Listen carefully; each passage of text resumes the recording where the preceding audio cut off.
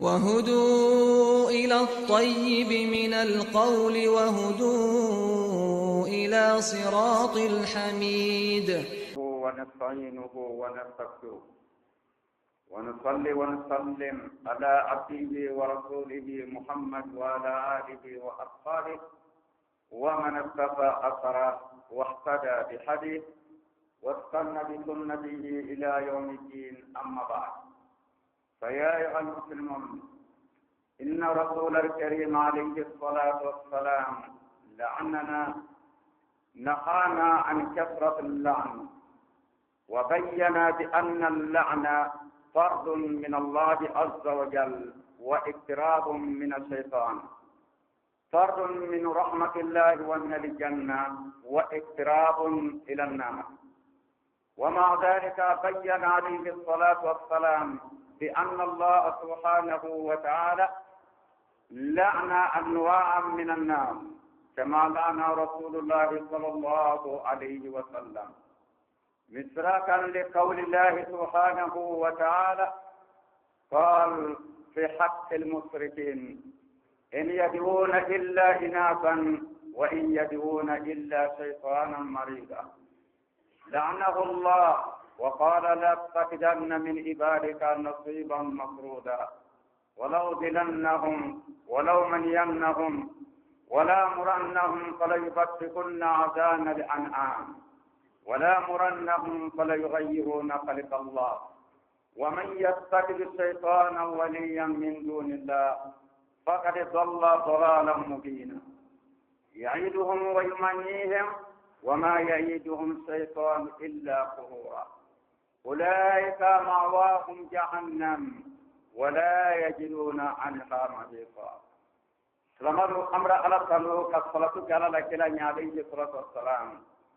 كانت الموتيلا دلني فين قبل على الكلام كوها كسيك يمنلوم، ولكن من قصة سلامة أن كلا عليه الصلاة والسلام على كوكا كاكينا بعد أن كلا من كي قوانا خير أينا تلانا خير قوانا كيرا يسنسلو فين نارك هنا بوري على الكلا هنا لنا عليه الصلاة والسلام قوانا هنا فان سلابي فمن كي كيرا دوكنا وكاندا أيو مكرنا بركا برهنا أبرستان تنفرای نرجان نکونا بیا سوابوری الجمال دوستنی أري وفو أنيه كأما سلام أنيه أما قولا وكنا نان نباركني الجمال دوستني كلا مورا عليه الصلاة والسلام أكثر من توي هناري أننا نا ينتنا كفوا ما كنا نكسبوري كفونا بيا لسام الجمال دوستني ودوي منليا فتومه مقول تانكا دي كلا كان جمال عليه الصلاة والسلام فاني تانكا دي بلوتا nar kona ka momen tanka adi wotanka mikila ka men tanka alayhi salatu wassalam adi wotanka makikini kululu islam akile na kia tanka la nika tanka ko shaytana di panka salam ekini kululu din na kia tanka la ni tanka wakamina achen kiaman kaira la ubi achen dunia kaira la kikana wa ibrahim manyanya ta furuka kana furmuso tanka des sorona kana den tanga ekini baranyon tanga ala la kila alayhi salatu wassalam ako kan kana mbolo mola ka tanga rokela alayhi salatu wassalam ko tanga keba hinayala ka be mumma kila ko alayhi salatu wassalam dankalla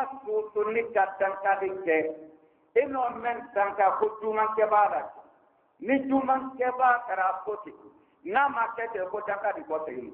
ba ko tanka ka kayele na sango ibra tanka di ke adil la yele ko kwa mafle no men ko ni tiale ni tiale sanat tete sango rahmani mansari tubariyadi inno men tanka nani tanka kaka tanka di ko te ko gardi du koro inno men tanka nani tanka manka ani tanka manka akayele na samba te ora du koro ile meno tanga kala ka ko seyima modu tanga kala ko dola tumaro jiyade tumaro ile trapi jela te kunu ya tanga la men biya kete ni tanga na ma wa plasi pro adi ko seyima ko sala la kila adi ke sura sura akan ben tanga ma fan kana na tanga ke alabra momen danka kilabra men danka alayhi salatu wassalam danka naro gele yawo kila ka iran alayhi salatu wassalam modoli islamarudo kalima fada kore albul islamai le ne kalu danka nindi ko danka koro yomun islamaru ni kamne ko danka kay makinya rahmani mansar ini ala turman tereti mabo alala kay masunya sultanala kay mabo ari kinela kay masunya jahana mala kara lanne ma ki mabora ki madu ala la jankata foto le mako janka koni janka ule turete hay sare mapri ka baro nakre nyaade madenke wo maya baro ni janka o kara mo me no ka mo me mina ali kamado tini kila kuna boya sababu le bi ba alabra ila ke ka popile bra yo majien arginala me ko nata rahmani manta aka modoli islama kemana mutumanu kem ali sallallahu kila dino ko ta alayhi salatu wassalam salamalu de ali nyalla aslama la yitarkilla salama da isro ni salama ya bulu maimon ni salama ya bulu qur'an me ko alaka aludanka man sapora sale ka aludanka ko aludanka ni momen danka ni baraju no pe amo katia ko ni mako yemenna aya men karana aya o kumani men kampi amma ko lera hadith nani woro kafrala la kila la alayhi salatu wassalam hadith koro ala sahaba abdullah ibn mas'ud wala ko la kan aplana umar bin radhiyallahu anhu abdullah ibn umar wala ko la kan astawana qato sahaba memma ko kila la sekere la marala hal kila la saya ko alayhi salatu wassalam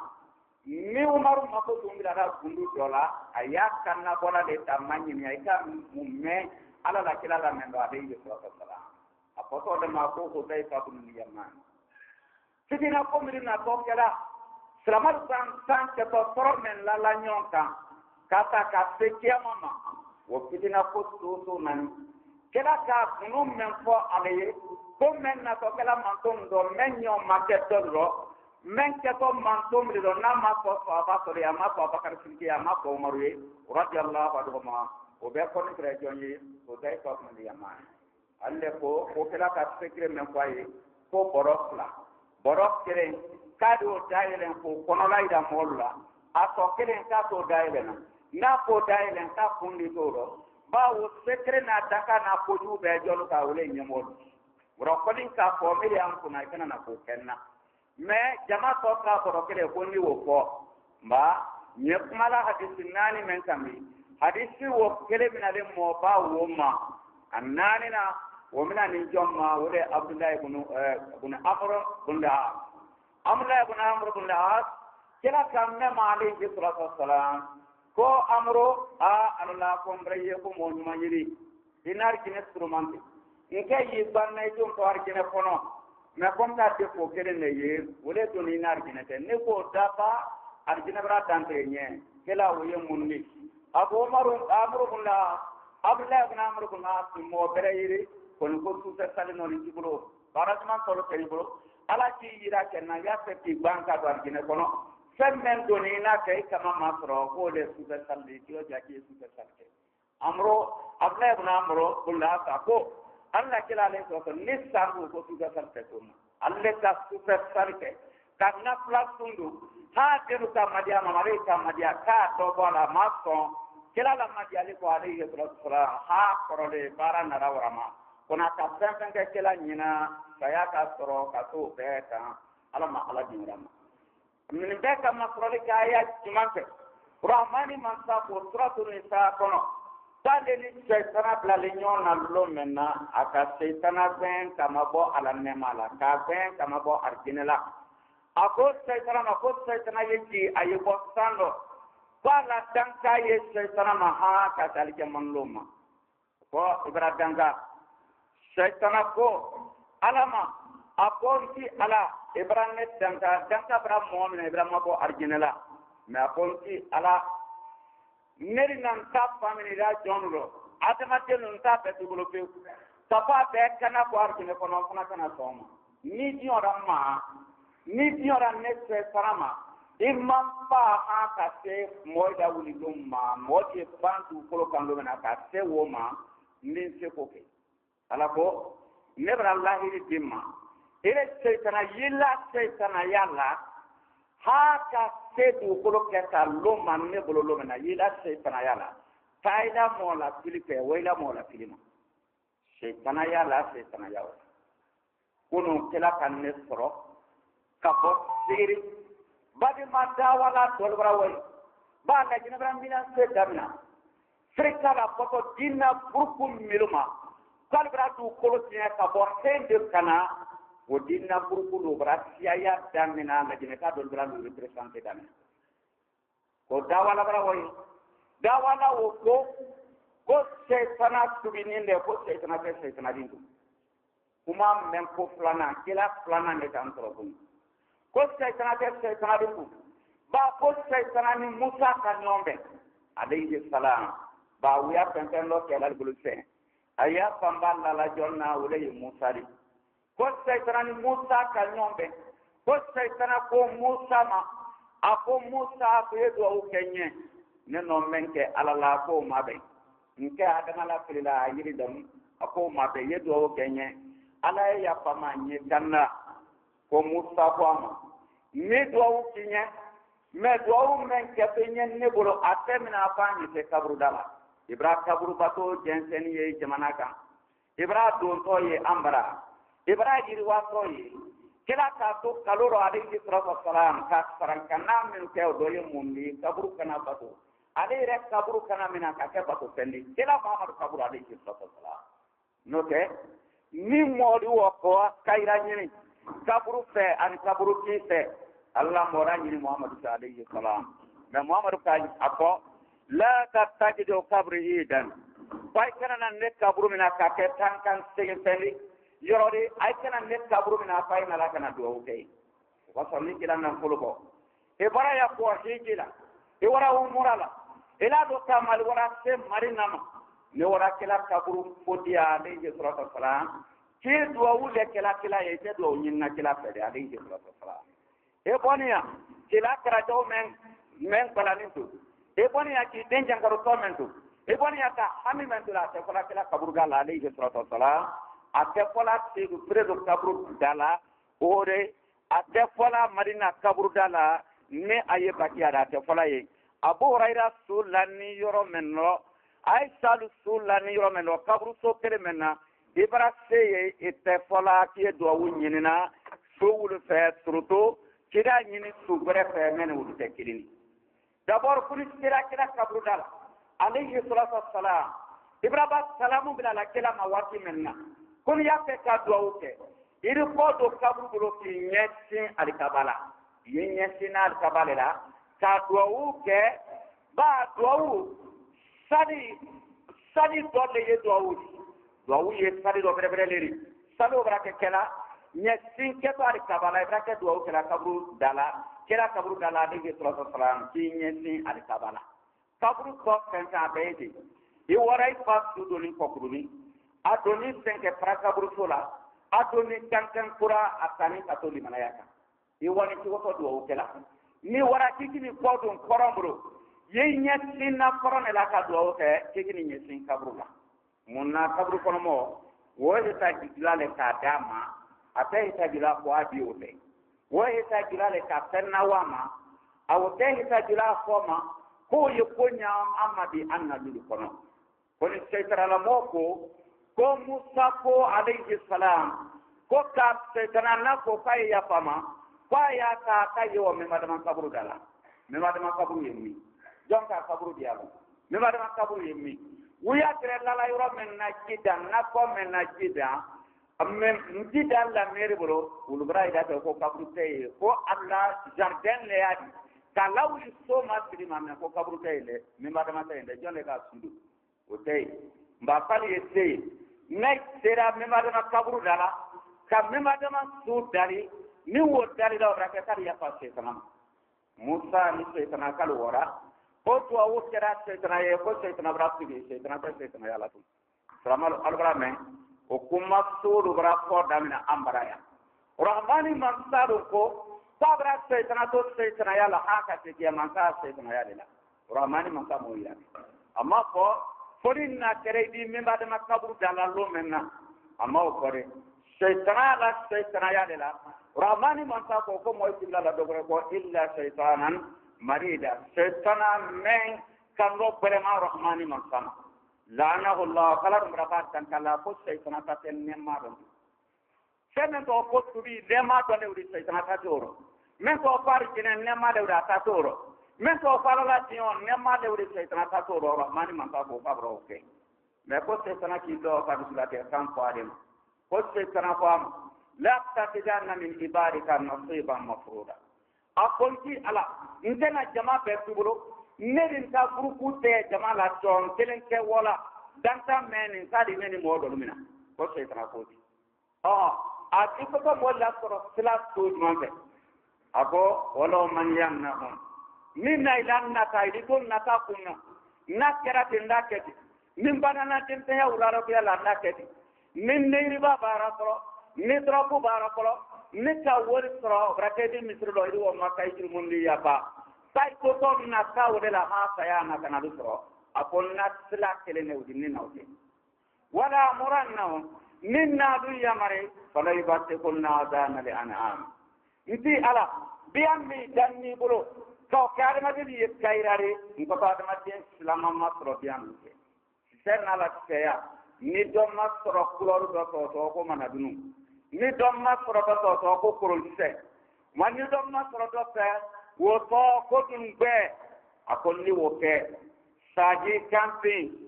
ميسي سونما ميسي بما ميسي كلورو ماني أقول لي أبي يامري بيان دو تنكو تو سيما مصر بيان وكي سلامات جيلي ممبر مصر بيان وكونا سلامات جيلي ممبر مصر بيان سلامات جيلي جومنا ربالا بانتا ممبر مصر بيان وكي أرجو ربالا بانتا ممبر مصر بيان وكي أقول لي سيسالين وكي نستلتين أصبنا يموني ولا مرنهم فلا يغيرون خلق الله أقول لنا جنو يمني أدو فري كولورو إلى أراكالو دان كالو كمندي أيداي كويلا دالي بلوم سينفندو ميكا على لا دالي سانسي على كيلي كدالي مندي إكو سانسي سانيلا سياتي مدرلا ساني إساتي يسو بيكا قوتي رحماني مكاما كايا فانيناتي no tala no ile tali ki tonya men kamri ile bra talo ma pale ala kana to yesa ba rahmani man kadi na ko fe ora o mili ore kar wur ma soro wuruti afta dalo ma soro ad bolo fe bolo so ay ko tal ma soro wote ninte akotal ma soro wote tili susu akotal ma soro wote fari be kudula akotal ma soro wote jo kun siro ka dotwana hali na soro yire kun sire e kun si korale tuni bolo kurala misi tuni kurala akotal ma soro wote akon nabi amari fala yughayiruna khalqa Allah rahmani man taqam shaytan ibrahim man ko men nina qali wa man yattaqi shaytana waliya min dunillah faqad khasara khusrana mubina me bada may ni dendo ibrahim shaytan kamme ni mo ka shaytan mena ka tisindu nyoni ele pari goyarinya kan ka pari rewi e pari goyarinya paraden pari rewi fiye ke to musoliri to muso meuri tulu ko yere maba kai jambo bedi ba e wara di jamba afuru men adam ya bija e wara e warila doyi militi plati la ko ibrahim to musolini sanili mo ko be sigi damna lila ba to ya bara jamba ala banko mo ala banko limoni la sigi de marke limoni lo harke woro obrate mori membri bila saytana ko men ka titun silaba meti membri abrake mo bere konsiri abraka ire kani konsiri abrake si kwansana damni ala ke kuleri ka si kuloro anya wulume sana loro na salonu fani umilla umi braka ande muko ila meti krandori kabra salon na ta fora la kutula apara kutuna la salon kono laji idemuso abara kunno be abro franke na kunno be na afan ko aslama muso kunno be nyana ka wole ba o be seitana na po kwa ko milu ta jonguro seitana la metri o dole ba seitana la metri lewri o menye kunno do be na ka kete seitana la metri lewri rahmani man saru ko wa man yaqtadi bi shaytana waliya min dunillah faqad khasara khusrana mubin that's the sense kuna ta mo mina woro seitana ko blaro arkema lontini ko tibra kono la kadi kepenyina pala ala bi kali kadi kepenyina fakare patra ko surana mudina ele mesiti konna ka bolo kiro men ke toila ni sarata to kuna ala ko kadi kepenyina men ke to penyina ma kan ko le belema na tre ka fen kilin ko obrama sala nyanya ka adi do ko men kan na ko fakare patra ko surana mudina ele men parire malaw e tabolo sunni bolo e tindi sunni bolo e bolo sunni bolo ele men no wo kelaw ele men nyin tenni e bolo wuri kay nyin nam saya mewdi obraka mu ko tenni bolo ko yere la kenyala abaka mu ko probablo ba nyin probati ari kenyin kura dari ko men sunguru ninyi o men yewri abrako pende rahmani mansa ko kona ta te tiro kibra kono la ka dike bayina rahmani mansa ko ti bono ama ko ka me ka dike bayina ako yaiduhum miyo barakan take na mesli talawul na tulu talawul na bolo tulawul na titu tilawul ko se tanale aduka ka diado adudo ka yulma dia aya keto radik taydi dia telni ra keto rakayri be ya keto rakayri kete ko se tanala ka diado ayro wa yumannihi shaytan dar tanfana kailamna ka halalu masla aibra bayima do misrila ibra ko ibra bayla dina ida kete ibra bayla kete ko se tanala ka diado ayro ko ko ni wa ma ya'iduhum shaytan illa qurura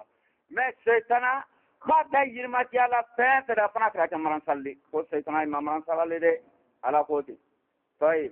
ala ko ako modi moje de rahmani man sabra mil danka ulaika ma wa hum jahannam nema fode suratu nisa ko se suratu nisa mil sari kay to mexico ka mi sari kay to tuluko ka mi sari kay to ninkela mi sari kay to ibulu sula mi sari ka alkay da bulu sula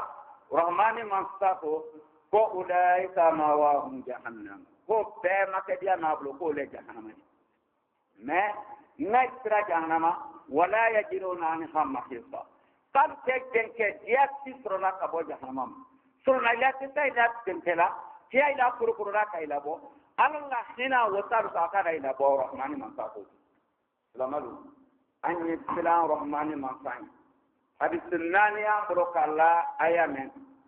Allah kira alayhi salatu wassalam Abdullah bin Mas'ud radhiyallahu anhu ko qala la kira ko hadis la bukhari tamam bo muslim ka bo aqulana Allah alwasimat walmustawsimat walmutafallijat almughayyirat khalq Allah ko Allah kira ko alayhi salatu wassalam ko mantuni ale la tanka tere me ko rahmani mansa kabra musulu tanka mini tola kai fari rodo su kamatenya fari rodo yesula ka tinukuru mensu adrado so seilana ka buleta ka doala o me ta kulor ta ka doala abra summa wati menna ida ye tinukuru bratin yin gane tinukuru tini ko rahmani mansa ko kabra wudu tanka ida ya bolo sula bolo kasu bolo kresula polo seilanira pa seilan ke karo so article men la sala ko la lobra ke jeli di jawdi sitifla lon ko balu ko sempre na bolo suni wonya wo bolo men yewre abra tanka ti tankani ba alla kila bra ko kala kalu tanka ade ji sallallahu alaihi wasallam fal tankani ala bolo aflana bolo me yewre ko so de man kan kabla mo kum sumano sadi temina ko to ala site abrasu neta bolo so seila na baraba luguro jeli men poto pende kala jeli do ka jeli laja bendo kale jeli ma jeli haram yani na petomna jeli ye posoleri ndafi ki saladi ala salimani amman kan ta bolo tu se pende man kanala naru ka tindi men su ni wuri wo men wuri jeli su me ya fe abrake posori wo fe men wuri abrake posori na sara ka tote a posori ne sani ala salite min ala tanke ani jirsuyi alla kila ko alayhi salatu wassalam me shaytan bra wodo tuwabulu bra nabi dari suwari sayyidan mablar tiniri suwari sayyidan mablar bolori suwari sayyidan mablar obato yo yela fen lanya sense ko to bolola alanya memory amanye ni ayo bolo dem na kala te kabra bala lon ka balu ko na su be la de ikri ko timi la fa bolo andala ga yire ke musolin kendi afani keiro be tulu men se ke kunsi maya kana fa iro la bara de ni tulo te fotori afara kirise ki matkenya e furukel nya koro kirise o kela me pempen na di dali yelema nyewa kata kiriyonta nyewa kata politika nyewa kwa fenta membla bana furufen do bi a foto mema ko matia to femen ko sata idagulula ka dakulo wulen ka ta kurari sariya ko ka ta fe ya bulo ka feu liana min babi taghyir khalqillah ala la dali yelema bunda dole yani ka bolo fana bara unyaka wo bara la luye o me ka penna bolo la unyaka alla kila ko alayhi salatu wassalam menno bara kala aynya bole men fawre kala salon ye marcela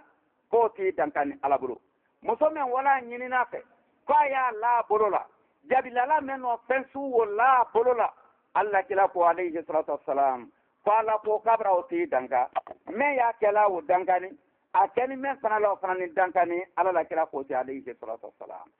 ko alla kila ko alayhi salatu wassalam ko ala ko kabra modu danka miliyalu nyintela palabra wudu danka nyinte mewda salamando wotre kala musulu bulu dalla nyifla ani nyifla me ma do nyinna ay tre wotera ni nyinfere bunyara sanyin di ke sarani kaba daketani ka wote ko lamsa ya ka domente ko lamsa ya wo keto mu ma kenya manaka yele momena ira ye kwa nyinke alla kila ko alayhi salatu wassalam ko rahmani mansapo kabra wo molu sembar gine ko do nay madina le tanyima ko ni nyin kara momenda ni woyi torola ala tani rahmani mansapo ro nyamenka ne ko ki dala slase hadida bulu toro ko ka te docteur lu fe ar se bara la nyamenka do ye bala toro wo bala slaba ya sariya a ko ni loru wole bela denina mele bolo ko ni brake worori bolo ko ni worona me atew ai torola ko serike docteur lu fe ka treke wori se kela ka bona di bara nyamma toro me aro toro wo ye boy ika musole ileri me rahmani mansa amaile nyinda pa bisbani worola na men nyinda pa bisbani worola asrama no ti bu musite bola o ko so ni ka muso nyin konten ka ke nyin konten iri wasoro ke fen na bu musite bola iri wasoro anyi no bisbani worobo hali na asro do bonaro me alabra muso ke anyin ra wo ke ha bisba an woro muso bu musite bo ni muso bu musite bora bu musite meuri ko ta wo boy sariya ma banke wo ma akere na muso toro muso te bu musite na kera wo broma sariya soni wo ma me fen wo ko ni ta yinti o me ki da bolo su o me ta penla ida bolo la men no ida bolo kloru yele mala o me ta penla itinila men no itini kloru yele mala e ta penla ibolo la sariya dioni jabi miluma wole ye bolo oye bolo wo kloru le yele mala bansa te gara bugartiri di kala penka sariya sono mema qala la kila ko rahmani man sabra wulu danka wuye mo so jumaire mili ala la dali sanse la ko kila ko ti alayhi salatu wassalam dongo abdullah ibn umar radiyallahu anhu o ko qale kan ala la kila la alayhi salatu wassalam ya sala lana allah alwasila walmustawsila walwasima walmustawsima qala kila ko rahmani mansa abra muso danka muso pentenari situ sila muso pentenari situ sila simenton tana brimra ofo abrake muso grek siri eka wotu ni kunsira abrake si bantani eka wotu ala ele ire kunsi koromiri kupeni bro ino le tuna la kibratan kai brahma ibrake se tana deni brahma bo rahmani mantala ibra surunya jahana mala brahma bo arjinela qala la kila ko alayhi salatu wassalam salama na yesra sahaba musole annabi arbaye hijabu sahaba musole aile jila dila la kila alayhi salatu wassalam kelero mi bara belete aile wala belete da soanyela kelu ye kelela o sahaba muso dole de muso furuton de muso furu bra surunya kababra ba kundo kababra kunsi be do mun kaba nabra jete a tekini baro no ora kala la kila alayhi salatu wassalam kela miri diyo nye sinin tunden kunna kababra kunsi damu kila ko alayhi salatu wa sallam denna do jahannama kono de ni ko ka kebe na te karako anala kun gana ya ka e ka ko na ta ko ikay dem bo salama ya blokiya aduna shaytan bulu laji adtenu kun fale doni na ke aksini makili ko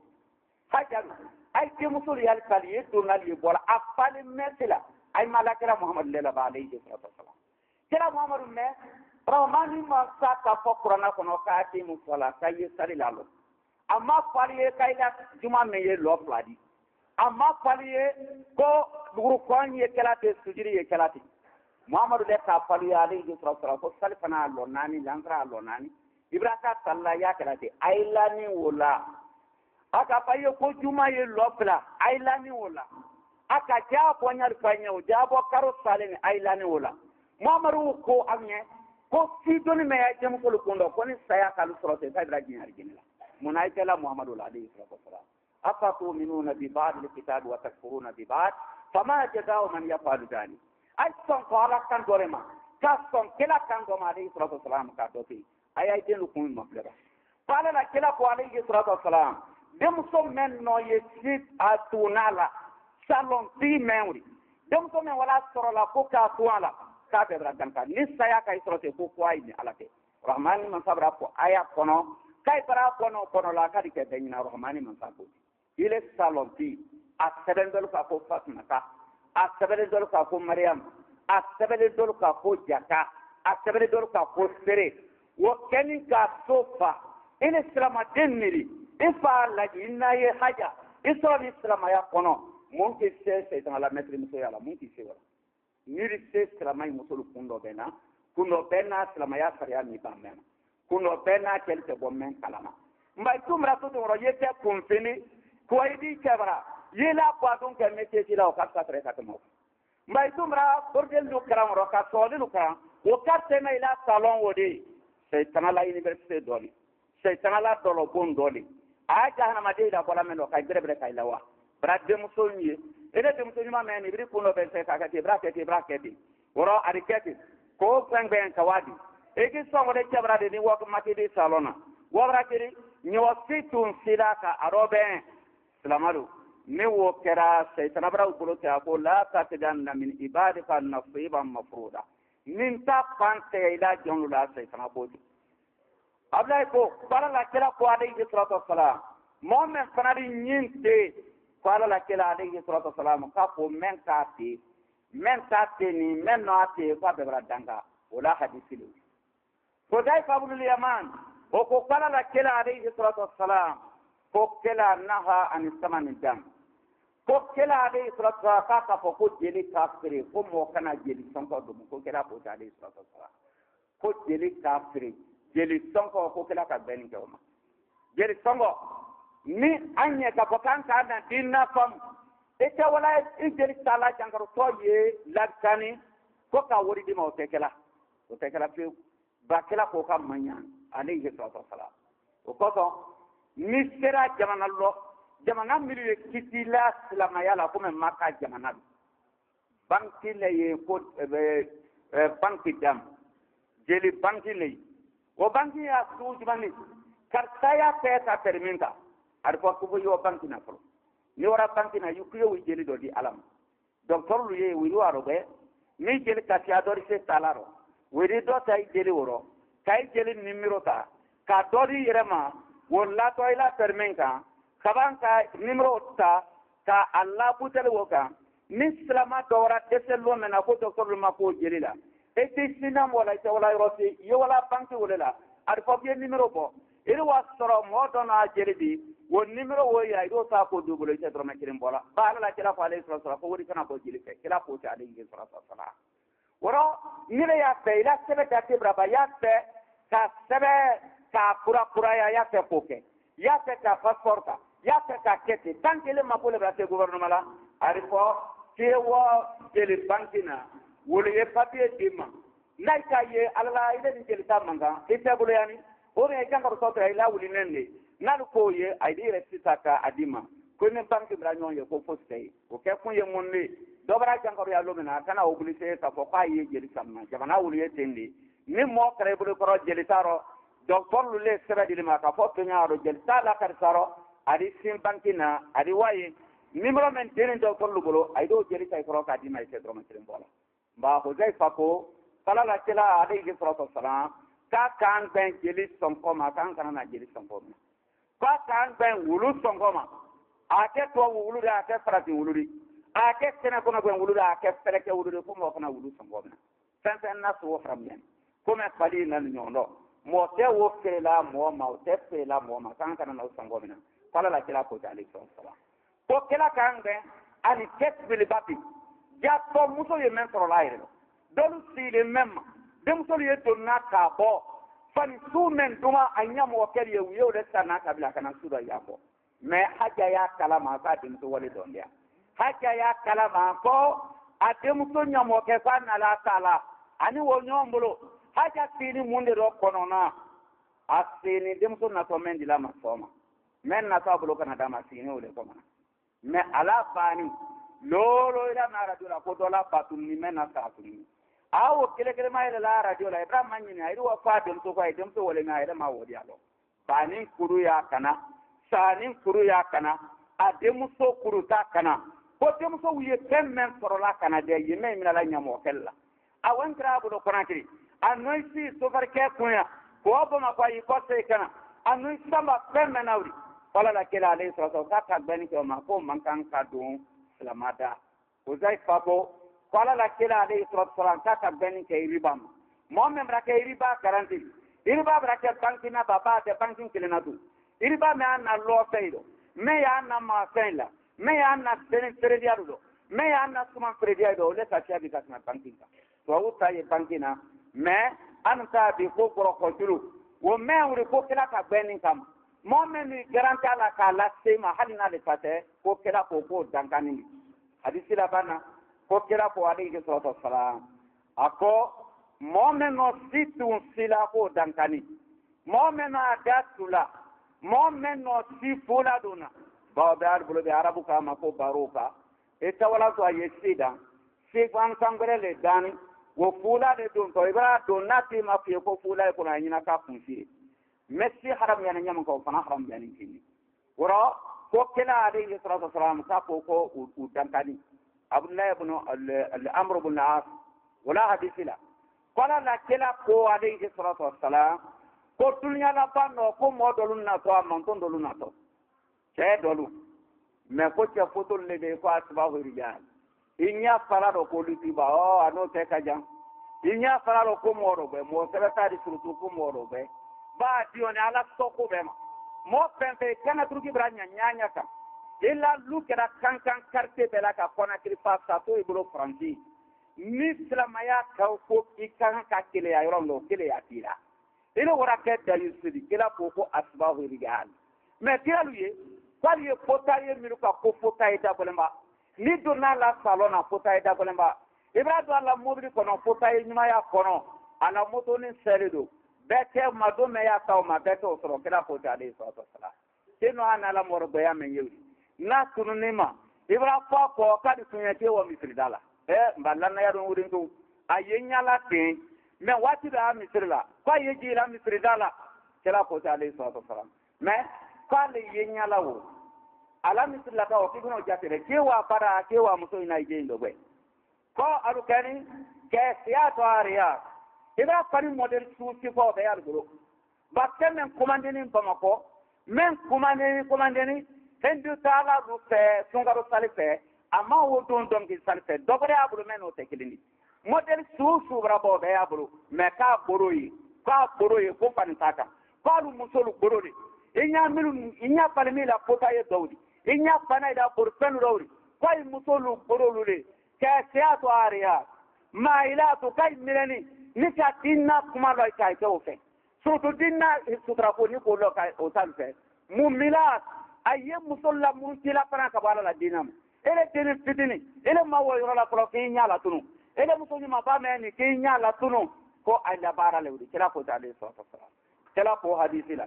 ele anu honna busra malu kaya itanga kaibra ye kaya itanga no tanka ko tanka mun kila ko kaya itanga fa inna honna maduna ko tanka ke ila di rahmani man fa me kunna kreto kila ya mo pere na ko ani kila Muhammad ko alayhi salatu wassalam patre dia rahmani man satari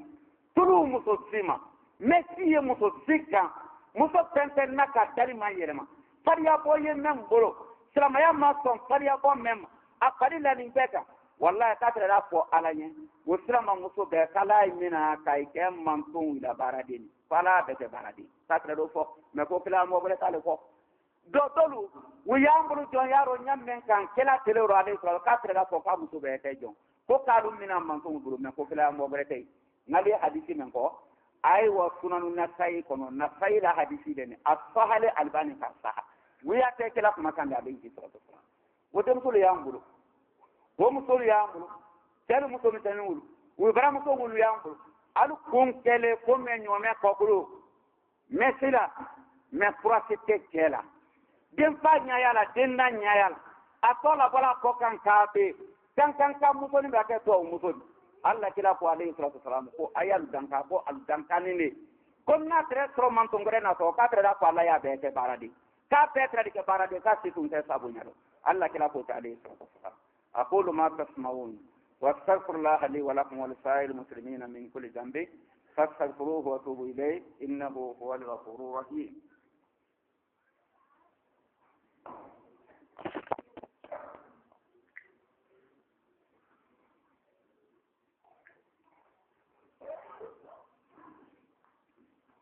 الحمد لله رب العالمين والصلاة والسلام على نبينا محمد وعلى آله وأصحابه وسلم تسليما سلام الأمر على صندوق صلاتك على لكلان عليه الصلاة والسلام قال تربو تيلا دلين فين نكبل على لكلا كوها تسكي مندوم ولا تمنكم السلام عليكم أن يسلام الرحمن منصاني الله الرحمن منصاكو خيما كلا للومبا عليه الصلاة والسلام كما كان يكلا من داني كلاكا لي عليه الصلاة والسلام سبب بناني من وكمن نكلاني دوي نو من أكني من نو تكلني أني إنسان كان بيم من دمكور بين كاباما أنو لطيلو ما مكم تنيلو بين كابو أما سيطرة يكنا كنا تاسان تيلا لما مولى تولي لودو لما مدرا سيطرة كابتن فو آياتنا وصرة نفاقا من فون نيدونا لود دولو مانتو سيطرة كابتن ملو فون ناما جانكي أكوكو موصولو موتلي لطي يهر ويقولو أدويا بهلا أني أنجان فاني لدودي rahmani mansakter mansari moye mansame mamira mansakari modi jomen makam anya anjan ka anya antelu kono be surto ante mi yambulu karana nakara dementun to karana wodun to karana sabra dollon lom mena ala loni kolo rahmani mansalo loni kuso malai dila maskilai dila alayhi salatu brake jahiliya loni ni ali brawo wo diplôme leta amerique ali brawo ta nerwiche karangiro do pomba do yener wiki men kono hali brawa wo tay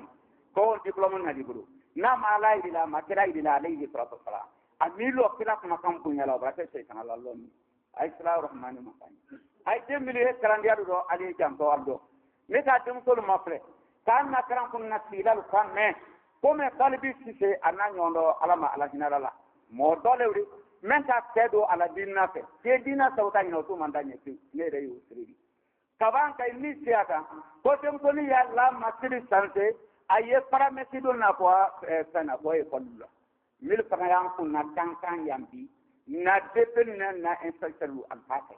ko ka koloka na yebara di alu se bonaw anya yara jimu to wato e kolla woro bunne na kana to ro bela laki nyanto la na ka fote ko no idindu kran adoni kran fujo abra ke madrasala abrake kolla a foto tepani wotu maflela messi na pona urido maflela ba abra po atetulna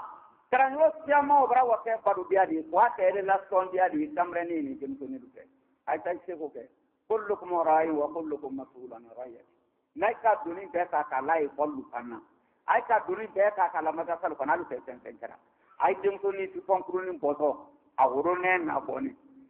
sanda kana ora buni na kana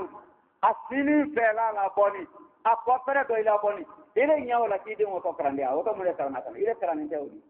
imu to kunti o krande te mo to odi bay mala ola men woto te kana wala kana di aluma karande odi karante odi be islam ni ta mafle o do tia blatea ni ta la tatini kana mina la ka tatino la ka mili na la ke fay na ko kana amma gana kay ko do na tabali ko do ay descend da kum ay photo da kum ma pule photo ju ma pule kay lu fat ki kay ko ro photo tan o gala mangire iri yala de na jula ba ay sala ala ni mi kay ko mandela kan al mi ya yalla ti de ni ya parna ko ali ya fami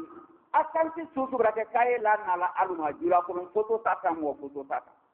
sew tire kala hina sew tire la ala bolo ala mo kara sew tire kay mi la bola ya Israel le temba photo ya jelen harina pro photo manifa ya quran kay ya photo ya samuri photo ya jombi kay irana jula ko photo mu ko ken photo men kelen ka sew tire maka sew tire bro ba sew tire kun kalo kuna para ko silamaya joni maya le koy na para ko silamaya yi jimbila silami man kan pole koy na kenya men bido al kutbikidu al miya kan kamayira ayes makana ta sansiru ma bolla jine to plasilanku silama de ila ambulo ya demu so dol photo ya ka silipu drone wila dol ya kan silipu ya la majangani ke sube do photo ya kan la jima maro kolo haja maro wa makali taye gala wote wole ke manini muto manigulo niron kamen ko editation karani jodon le wala nyombe karani jon kan ya to wala nyombe karani sunyali to wala nyombe karan so ne ko ke kile karani mbali wo kilo jamana nan folo de tournela nye miliyari iri kamiri ko mena se hangire strana konye kile no wo de tournela jamana ma na bakele karan wala na pamake karan wala di karan so nari ke sababu di iri sitina sama kala tira jamana ma iri bembaliya sama kala tira jamana ma salamalu karan tawde ni don dam maro ay sila rahmani man fanya faba mo banani me abdullah ibn mas'ud abdullah ibn umar abdullah ibn amr ibn al-as hudayfa ibn al-yaman ay ka kila makam men nakali kala hadisi menga haja ay kulo ya allah ay dem kulo wala so ma yena la kamidi ay ni ay den lu konsira konsimen line ambulo nanka pese den kun life misi wala ri misi subara lari haja ya kalama laji ya kalama tulu men ya luka ay den tra parliament ni pari wala ka ni pari sanseri aya akalam me ramani man ka ko konnan kra kiyama ka te ko ke ka di ke bejina adri kali man ka di kali ka te ko ke ka di ke bejina ayo malade mra rahmani man ka dali sen ni adi ke danka ko di tan sama ala bulu ala mokera no bra ke men ka lo maya ka ka rahmani man ka ya ko ala mokera mra boyan se ko ni de muto lu ko waran ka ka siwo bay kunna ala bulu ala mokera ka kuru wulu kan ko da fili tulu da barem yo ni bra ke se tra dendi ka kuru wila fili ala bulu bi ko ala bulu ala mokera ka kuru da ma ana ala ko be ala mokera allahumma izz al-islam wal muslimin wa adil ash-shirka wal mushrikin wa dammir a'da' ad-din wa ansur ibadak al-muwahhidin اللهم من أراد بالإسلام والمسلمين سوءا فاجعل كيده في داره وادخله بنفسه عباد الله إن الله يأمر بالعدل والإحسان وإيتاء ذي القربى وينهى عن الفحشاء والمنكر والبغي يعظكم لعلكم تذكرون واذكروا الله العظيم الجليل يذكركم واذكروه على نعمه يزدكم وقوموا إلى صلاتكم فإن الصلاة تنهى عن الفحشاء والمنكر ولذكر الله أكبر والله يعلم ما تصنعون سبحان ربك رب العزة عما يصفون والسلام على المرسلين والحمد لله رب